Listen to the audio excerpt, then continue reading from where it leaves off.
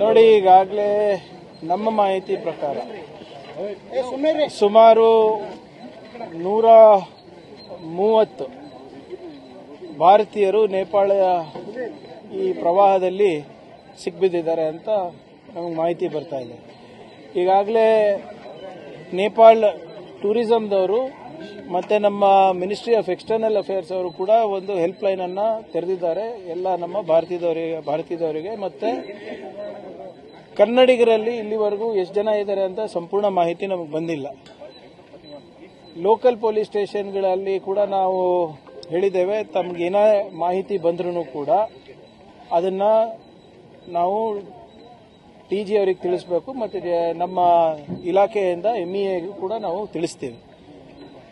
ಕಲಬುರಗಿ ಜಿಲ್ಲೆಯಲ್ಲಿ ಇಬ್ಬರು ಚಿಂಚೋಳಿದವರು ಸಿಕ್ಬಿದ್ದಿದ್ದಾರೆ ಅಂತ ಲೋಕಲ್ SP ಅವರಿಗೆ ದೂರು ನೀಡಿದ್ದಾರೆ.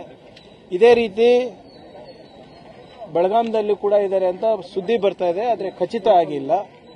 ಅದರಿಂದ ಎಷ್ಟು ಜನ ಕನ್ನಡಿಗರು ಈ ಪ್ರವಾಹದಲ್ಲಿ ಸಿಕ್ಬಿದ್ದಿದ್ದಾರೆ ಅಂತ ಆಕ್ಚುಯಲ್ ಫಿಗರ್ಸ್ ನಮ್ಮ ಹತ್ರ ಸದ್ಯಕ್ಕಿಲ್ಲ.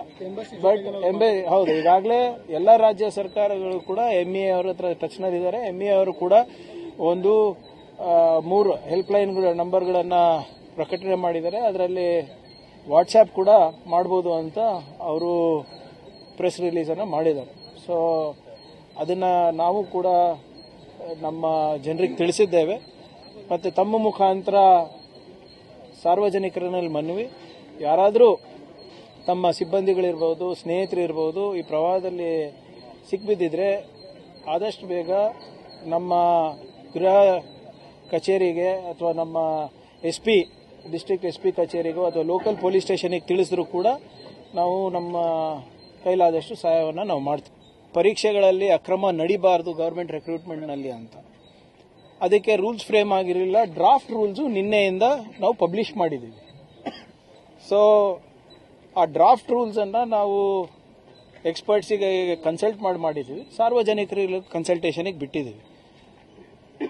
ಸೊ ಅದರಲ್ಲಿ ಏನಾದರೂ ತಿದ್ದದಿದ್ರೆ ಅಥವಾ ಲೋಪಗಳಿದೆ ಅದನ್ನ ನೀವು ಸಜೆಸ್ಟ್ ಮಾಡಿದ್ರೆ ಅದನ್ನು ಕೂಡ ಇನ್ಕ್ಲೂಡ್ ಮಾಡಿಬಿಟ್ಟು ಒಂದು ಬಹಳ ಕಠಿಣವಾದಂಥ ವೈರ್ ಫ್ರೇಮ್ ಮಾಡಬೇಕು ಅಂತ ಇದೆ.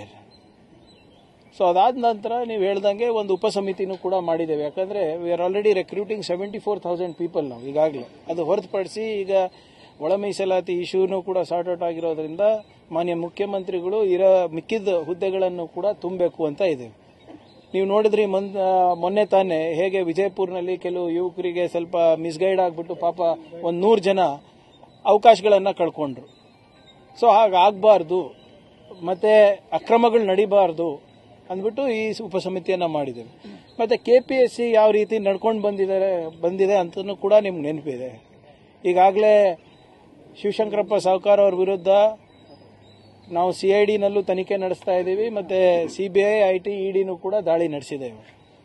ಸೊ ಏನೇ ಇದ್ರೂ ಕೂಡ ನಮ್ಮ ಯುವಕರ ಭವಿಷ್ಯದ ಜೊತೆ ಚೆಲ್ಲಾಟ ಆಡಬಾರ್ದು ಮತ್ತೆ ಲೋಪಗಳು ಆಗಬಾರ್ದು ಅಂದ್ಬಿಟ್ಟು ಇದನ್ನ ನಾವು ಮಾಡ್ತಾ ಇದ್ದೀವಿ. ಸೊ ಮುಂಬರುವ ದಿನಗಳಲ್ಲಿ ನಮ್ಮ ಯುವಕರಿಗೆ ಹೆಚ್ಚಿನ ಅವಕಾಶ ಸಿಗಬೇಕು, ಪಾರದರ್ಶಕವಾಗಿ ಅವರಿಗೆ ಒಂದು ಸರ್ಕಾರಿ ಉದ್ಯೋಗ ಸಿಗಬೇಕು ಅಂತ ನಾವು ಮಾಡಲಿಕ್ಕೆ ಒಂದು ಪ್ರಯತ್ನ ಇದೆ.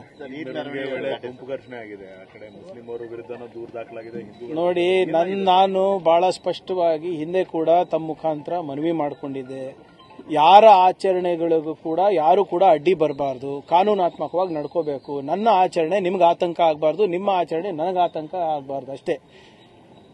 ಯಾರು ಕೂಡ ಕಾನೂನನ್ನ ಕೈಗೆ ತಗೊಳ್ಳೋ ಹಕ್ಕಿಲ್ಲ. ಅದು ಮುಸ್ಲಿಂ ಅವರಿರ್ಬೋದು, ಹಿಂದೂದವ್ರು ಇರ್ಬೋದು, ಬೇರೆ ಧರ್ಮದವ್ರು ಇರ್ಬೋದು.